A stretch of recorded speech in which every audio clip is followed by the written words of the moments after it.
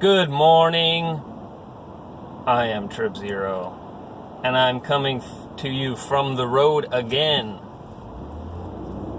And I'm really tired.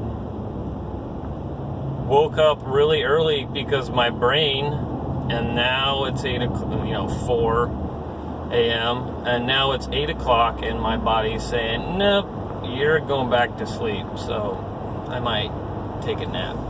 Anyway, last video, I talked about personal responsibility, accountability, making yourself accountable, and climate change, and why you should do more yourself instead of relying on, for example, government to make these kinds of decisions and to force you and other people into paying for or making the changes necessary if you believe in climate change, man-made climate change. I want to talk about a little bit more about my latest blog, which is a way, and probably I'm going to claim the most efficient way to heat your water outside of direct solar water heating or our pure off-grid PV. This is the middle ground, the most efficient way you can do it while still being connected to the grid. I like the off-grid. If you wanted to be 100% personally, accountable for your impact on the environment, off-grid is the way to go.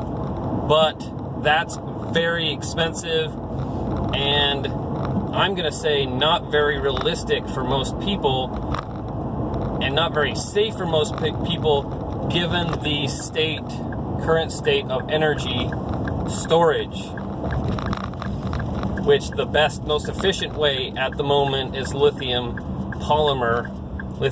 batteries, and those things are dangerous and expensive. So this middle ground approach is to take a hybrid water heater, and it has to be a smart hybrid water heater, meaning you can, via a computer interface, turn it either on or off, or adjust the set point on it so that you can turn down the heat on it or up, depending on the situation. And the situation you want to control it by is how much solar input you're getting. So you have to have a computer system that monitors the solar input from your solar PV system or your batteries, and then turns on, up, or down the set point accordingly. So for example, during the daytime, you may want to turn up the temperature on the water heater because you are generating more solar power. You have available solar power to turn up the heater. At nighttime, let's just say in the morning time and in the evening time, you have less generated solar power. Therefore, you may want to turn the temperature down so you're not heating, because of the solar availability. You want to use your own power. Part of my powering yourself concept that I'm trying to push. Use more of your own power that you generate yourself instead of distributing it to the grid or selling it to the grid. And maybe in another video I can explain why you don't want to sell it to the grid, but for the sake of this video, let's just say it's better if you use it yourself. Let's just assume that at face value without any explanation. Well, the explanation's on my blog, you can read it. Okay, so you can control the hybrid water heater. You turn it down in the evening, or almost all the way off, and in the morning time, only turn it up when there's available solar power, At the nighttime, now depending on how your electric utility sells you power, if you have a time of use plan, power in the night is very inexpensive. So you could either turn back on the hybrid, you could turn it up to your regular set point, 140 degrees, 120 degrees Fahrenheit. If you want to, if it's cheap to do so, you may want to do that. If you don't have like a time of use plan available from your utility company, you may not want to do that. So nighttime you may want a different behavior. But anyway, the point is, even in the worst case, like let's say that you have to turn it completely off at the nighttime, most hybrid water heaters are insulated well enough, you'll probably lose maybe 2 degrees. And that goes for cloudy days as well. You'll lose about 2 degrees per 9 hours. So maybe 4 degrees a day. If you have a string of cloudy days, you may lose 12 degrees. So maybe 140 is the way you want to maintain heat. You'll have to play around with it. But you will not ever lose comfort, and this is why. Because you have an auxiliary water heater, the tankless water heater, that you connect in series with the hybrid water heater.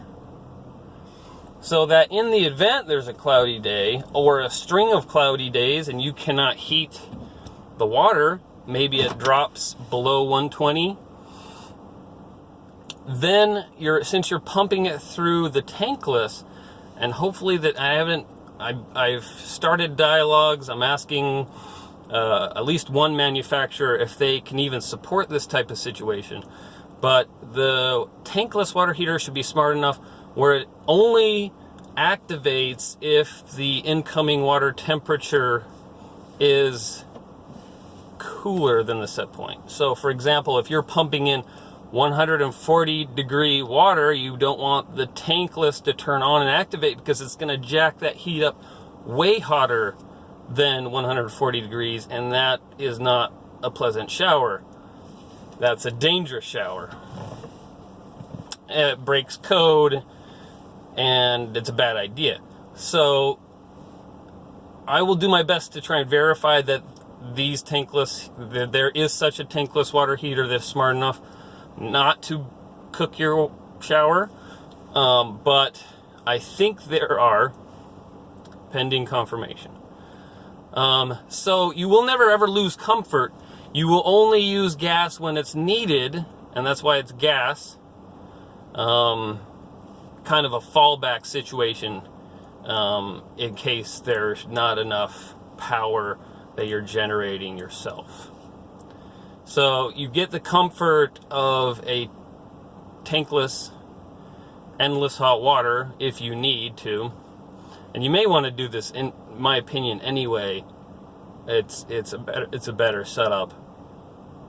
If you have a tank and you want the comfort of a tankless, you should just add a tankless instead of replacing the tank. You should just add it in series, because tanks have a temperature curve.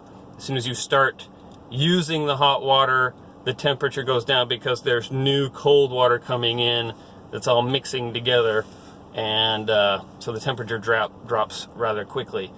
So adding a tankless to there to bring the temperature back up to what you want is ideal. But in this situation, you're going to save tons of energy and you're going to save money. I estimated that depending on how big your solar PV system is, if it's about 6 kilowatts, you're going to be able to pay off the additional tankless heater in about 4 years. If it's a 3 kilowatt PV system, it's going to take you longer, up to 8 years, but still that's a very reasonable, I think, investment. You'll get mostly free hot water, but you have to be smart about it. All right, that is, check out the blog, tripzero.io. Follow me on Twitter. I'm always posting random things like this that will help save energy, provide for yourself, and for your family. Good stuff. Talk to you later. Trip Zero out.